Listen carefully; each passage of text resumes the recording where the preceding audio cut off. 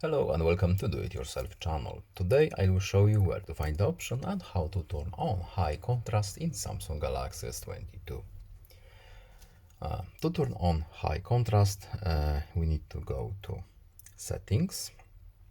Then we are looking for accessibility options.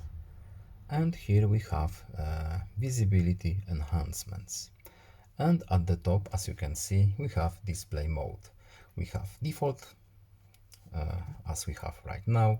We have high contrast and large display and some other options. To turn on high contrast, we need to select high contrast option, and we have short explanation what it will do. So dark mode, high contrast fonts, high contrast keyboard, remove animations and reduce transparency and blur are turned on. So apply, and now we have our high contrast mode.